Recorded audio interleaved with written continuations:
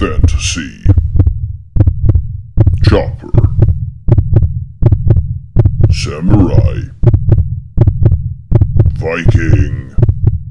You've seen them all, but now it's time for the Apocolyptic Challenge. Shut up and sit down.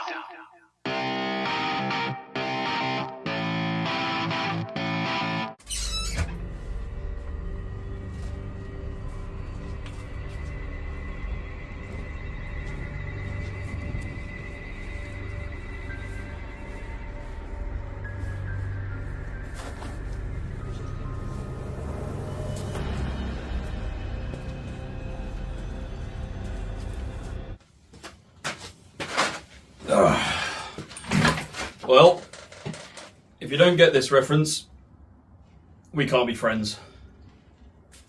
Welcome to the Apocalypse Challenge, where myself and a bunch of other blacksmiths, bladesmiths and the like compete to create the best apocalyptic style weapon. And truth be told, I struggled for some time about what to make during this challenge.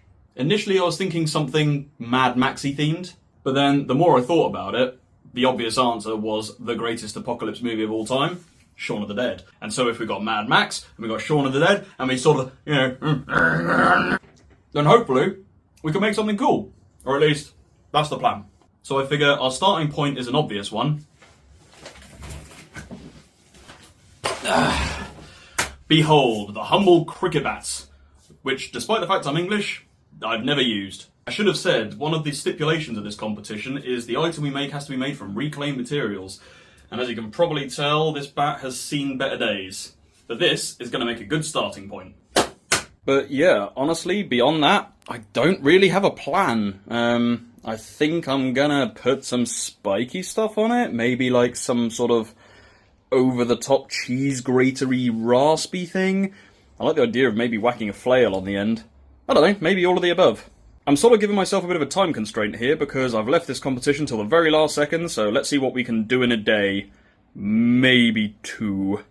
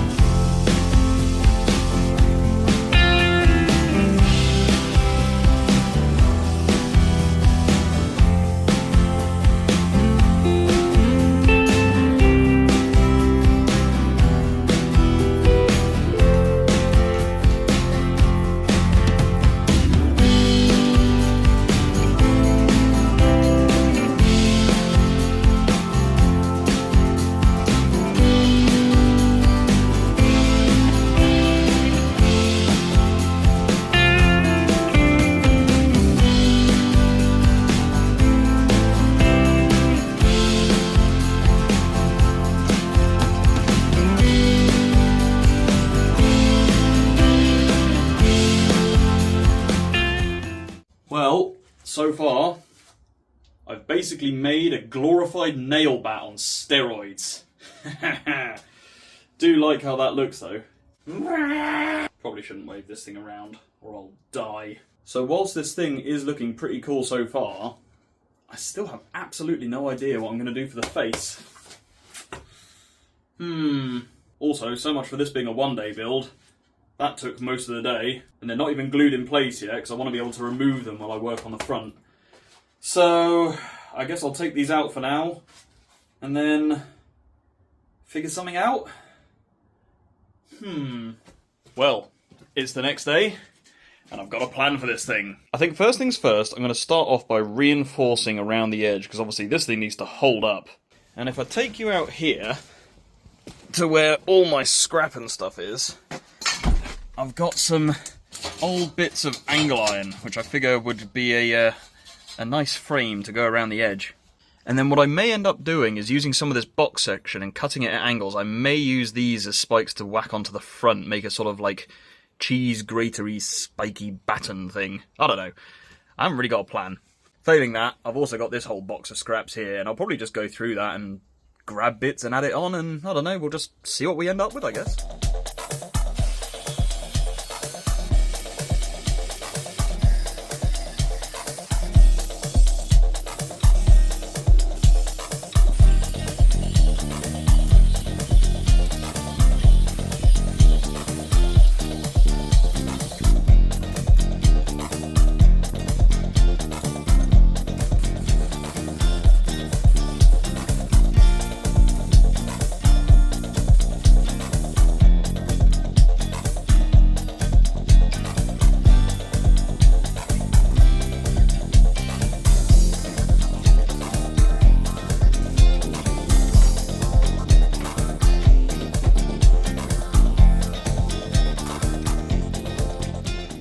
Progress, progress, progress. So, we have got this thing on.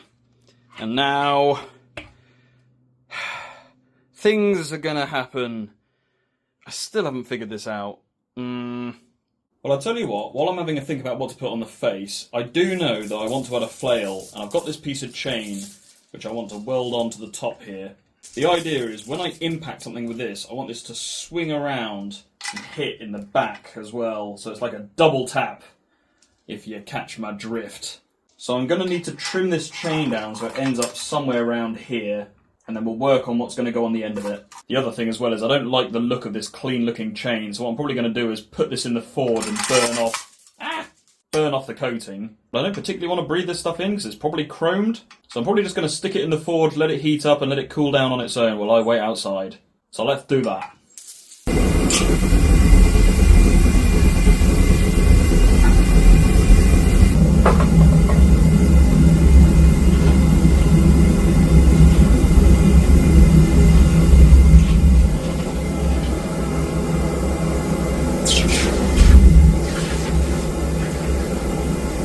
Okay, it's a few minutes later, and whilst I was waiting for the zinc fumes to leave my workshop, you can see I've now screwed the plates onto the bats. This is now one solid piece, and it's time to see what we can do with this chain. Oh, yeah, that was definitely zinc coated. Do not want the zinc shakes. Again.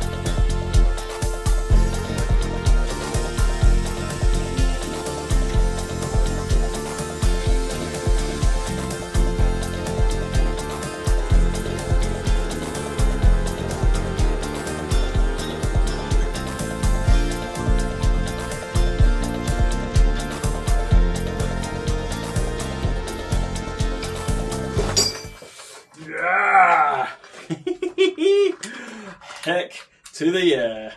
This thing is sick. And the best bit about the Apocolyptic challenge is no cleanup.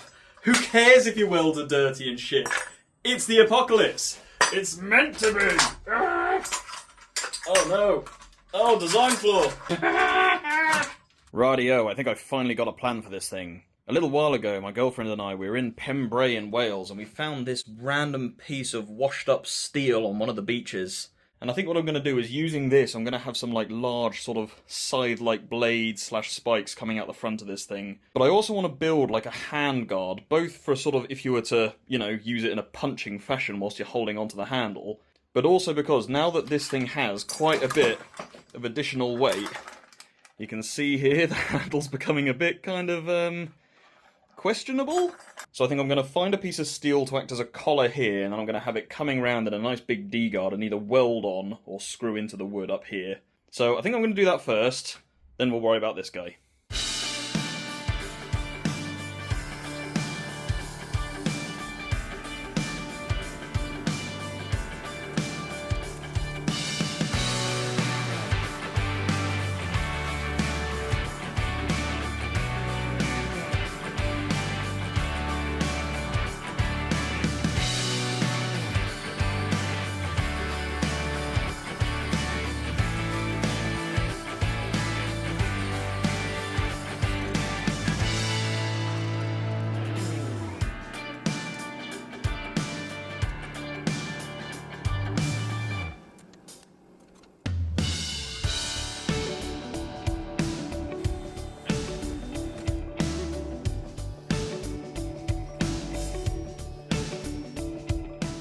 Alright, so that's got the handguard done. I think I'm going to move on to the handle. Now, I wasn't really sure how to decorate this. I was thinking maybe like a leather wrap or something kind of fancy. But then I figured it's post-apocalypse. Literally everything is held together with duct tape. So I think what I'm going to do, I've got a tiny bit of leather wrap here. I'm probably just going to do like a spiralling pattern down, and then yeah, I'm going to cover it in duct tape because I think that will add to the aesthetic. Right, I brought this thing in the house to put the tape on. That's really distracting in the background. As I was saying, I have now put the handle on, sort of as accidentally on purpose crappily as I can, because I want it to look like, again, it's just been sort of flung on there. But yeah, this thing's starting to look pretty good. Last step tomorrow will be to put the big spikies on. Scrap that, I got rid of the hazard tape. I think I prefer it with just the black duct tape. Looks better and less tacky.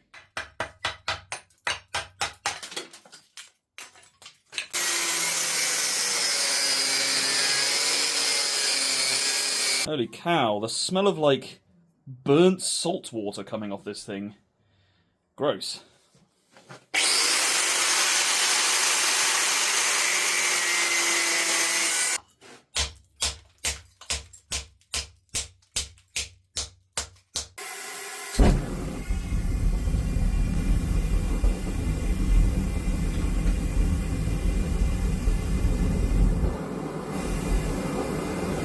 Look at the colour change on the flame coming from the forge.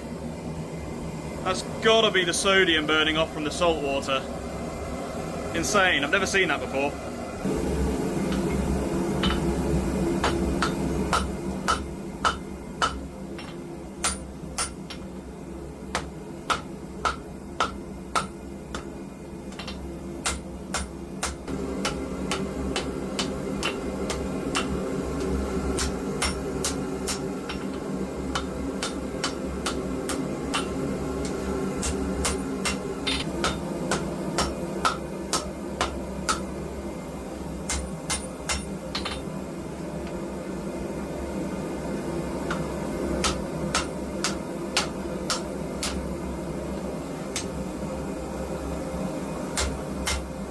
So what I'm trying to do at the minute is obviously I want these blades to be curved, but I'm currently trying to like over-curve them. That way then when I then go into forging the bevels, the curved side on the inside is going to stretch out slightly and I'll hopefully end up with the shape I want.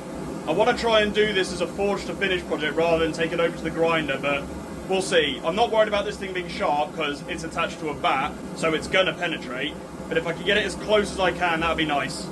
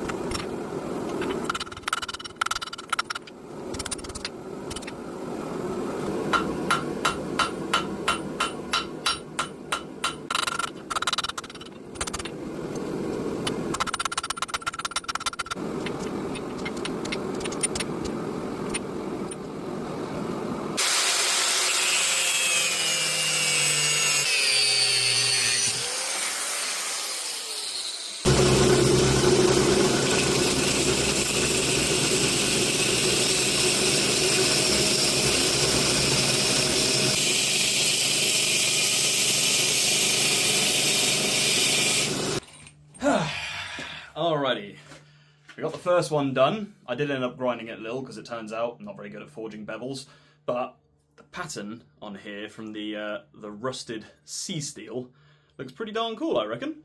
So what I'm doing is I'm going to have a 1, 2, 3 design, with this one being the largest and then getting a little smaller, and they're going to go into the middle of the bat.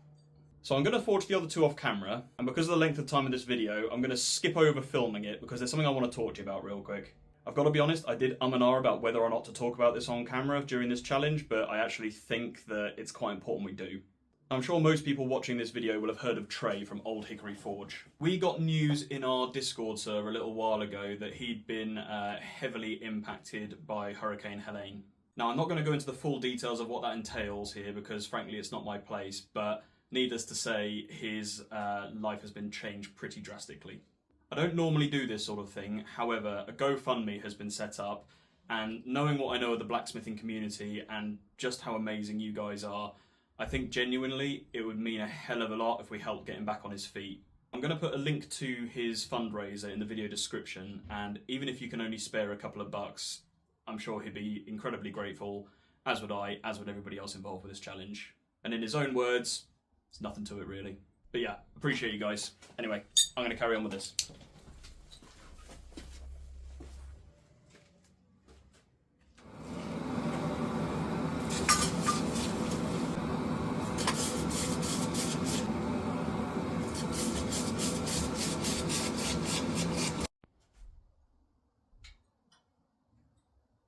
So, whilst the blades are in the oven tempering, I've come over to my junk table over here and found the bat.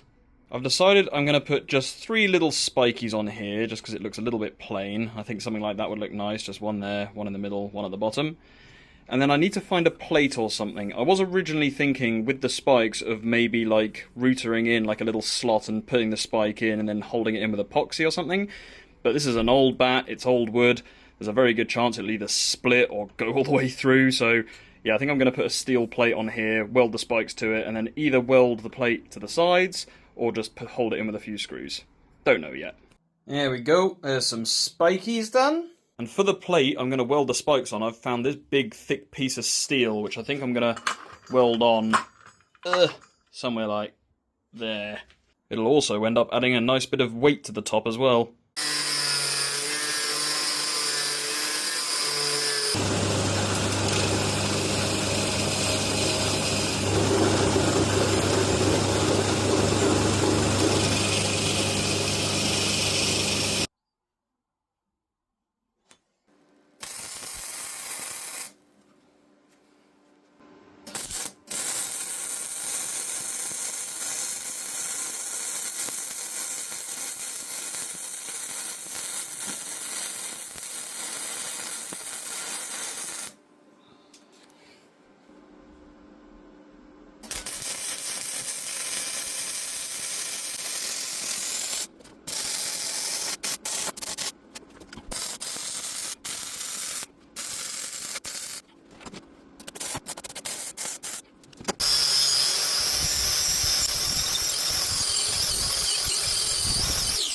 Well, here we are with the minimal amount of cleanup done on this thing. Now I've just got to put it on, hope it all fits back together, and yeah, we're going to be done. Now, something I need to make very, very clear before getting onto the beauty shots, etc., is that despite the fact Shaun of the Dead is a zombie movie, this is not a zombie weapon. I need you to be 100% clear on this. Due to some really strange and weirdly specific UK laws, zombie knives, zombie weapons, etc. are highly, highly illegal. So this piece of art, I say again, art, is designed as a wall hanger, or if there was to be, say, a sudden insurgence of mutant pumpkins or watermelons or other fruit and vegetable that decided to try and take over, it would probably be quite useful in that instance. But that's a very specific instance, and they do not count as zombies. Not a zombie weapon. And finally, guys, these challenges are sponsored, and I'm going to put a link down below in the description. If you wanted to check them out, go ahead. People who have entered this competition as part of the viewer entry are able to win prizes, so consider that for the next one. And with no further ado, let's do the beauty shots and testing.